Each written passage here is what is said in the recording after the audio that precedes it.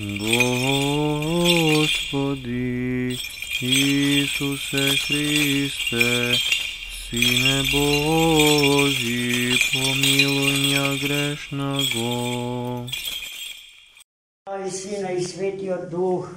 Амин. Возлюбени во Христа Бога, братья и сестри, денеска Светата Църква Божия ги празнува светите първопрестолни, първовърховни апостоли Христови Петър и Павле, две прекрасни личности, своезвънредно богата биографска содржина се разбира, но тоа што нас денеска не интересира е верата и на двајцата, а врз верата на светите апостоли Петар и Павле почива Светата Църква Божия, православната философија на живење, православното исповедање на верата во православниот, вистинскиот Бог наш, кој што чие име е Бог Троица, бидејќи е еден по суштина, пројавен во три ипостаси, во три личности.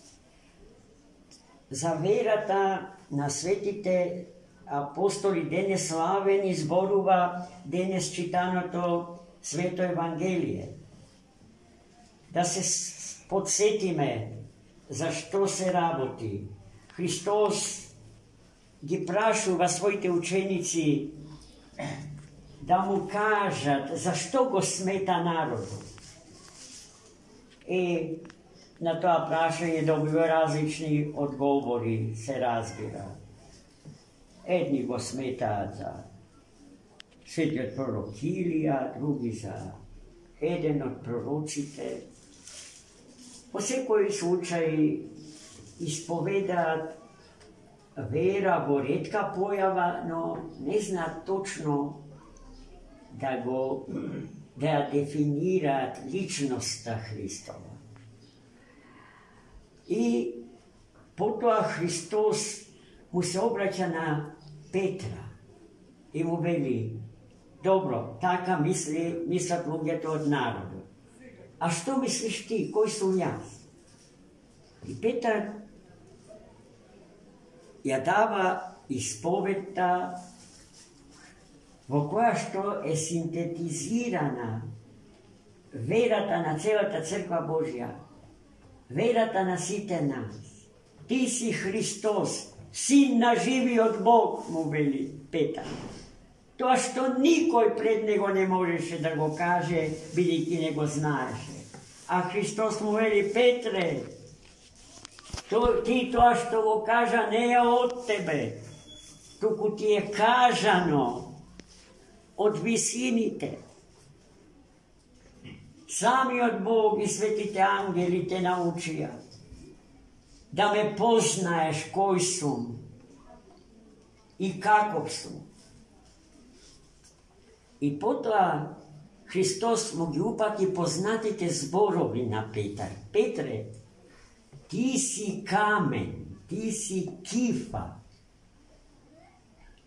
Кифа е еврејски збор за нашиот камен, а Петрос е грчки збор за нашиот камен.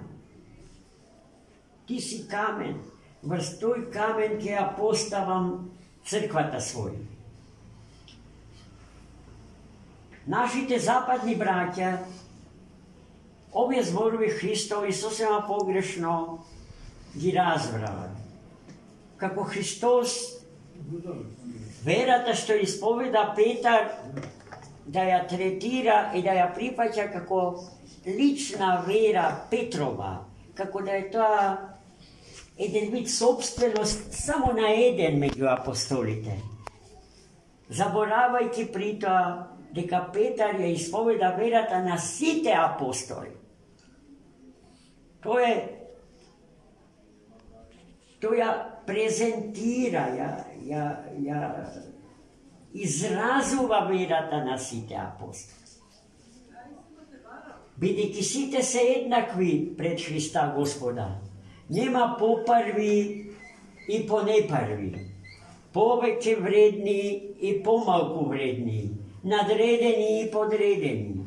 Сите се во Христа Господа исто и иста вера исповедаат.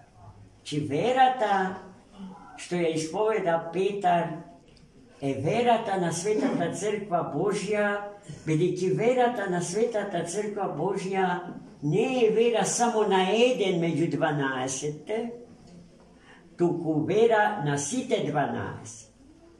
И оние што утре ќе ги славиме, а се 70 на број, станува збор за учениците на учениците Христови. Тие и 70 апостоли го гледале Христа Господа со своите очи и го слушале говорот Христов со своите уши. Еден од тие 70 апостоли е светиот апостол Ананија, чиј извор, чудотворен, е изворот во овој манастир, не му посветен. Свети Ананија го крстил светиот апостол Павле во Дамаск, откако Павле имаше визија и го виде самиот Бог, јавајќи со конј на кај Дамаск со намера да изврши геноцид над првата христијанска општина во Дамаск. Меѓутоа, тој многу учен евреј, со ретко видена ерудиција и енциклопедиско знаење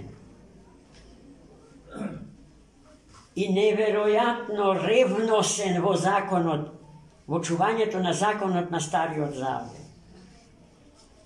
тргна на кај Дамаск, воден, ќе повторам, од ревноста, да ја уништи Светата Црква Божја. А знаејќи Господ дека тој тоа го прави од ревност и искрено, Господ му се откри во вид на светлина заслепувачка и тој падна од конјот на кој што јаваше на кај Дамаск. Кога стигна во Дамаск, светиот апостол Ананија го крсти со вода и Дух Свети и дотогаш Савле се преобрази и стана Павле, најумниот, најобразованиот меѓу апостолите Христов. Господ милостив да не чува во здравоумие, во честност, во вистинољубие, со целиот наш живот да ја чуваме верата на светите апостоли, примена во наследство преку најсветите отци и философи на црквата. Особено во овој век наш, во кој што измамниците и фалсификаторите на божествената вистина се намножени ко песокот морски и секој од нив ни нуди некоја своја вистина. Но тие вистини нивни се субјективни. Ако сте забележале, секуларниот свет без Бога инсистира на постоење на субјективни вистини. Што значи тоа?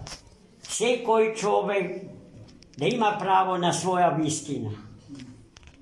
А во тоа е содржан суштинскиот проблем на старата вавилонска кула, односно на неможноста луѓето меѓу себе да се разберат.